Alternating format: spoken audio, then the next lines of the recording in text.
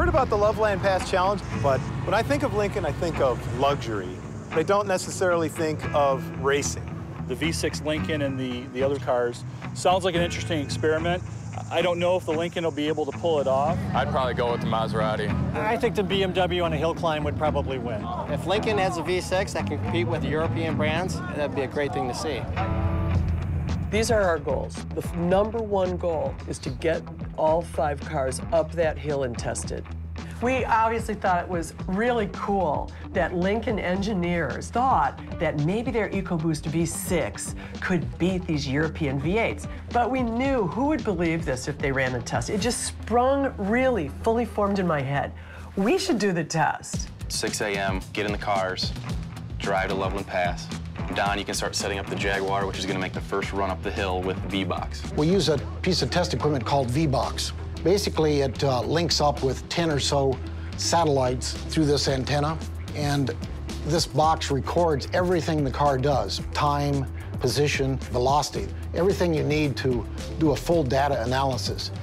What's interesting to me to hear is that this is power to weight, and then this becomes much more handling oriented on this end.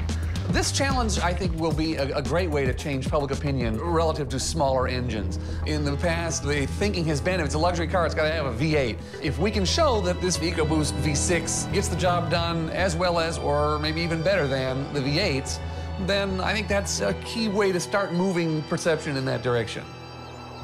EcoBoost is an interesting, ambitious technology. Both turbocharging and direct fuel injection have been around for a long time. The magic is combining them, and the results are lower fuel consumption, maximum power with low emissions. Well, we started the EcoBoost program to find a solution for rising fuel prices, and that would blend the performance of a V8 with the fuel economy of a V6. Well, this is by far the most exciting product I've worked on. We have twin turbochargers plus direct injection, and that's exciting from an engineering perspective. And the very first time we hit the gas, all of a sudden the car just instantly threw you back in the seat, and you're like, wow, we nailed it. What really defines the EcoBoost engine against large V8s is a nice, flat, linear torque curve. Torque is what actually accelerates the vehicle. It's that seat-of-the-pants kick that you feel when you step on the gas. They've had designers working like crazy on this lineup, and now they have a car with a very impressive twin turbocharged 6-cylinder engine. It will have an advantage at altitude, but if it can beat these European luxury V8s, it is a little David and Goliath. We like it. It's a cool story. I think this is like competing at the Olympics.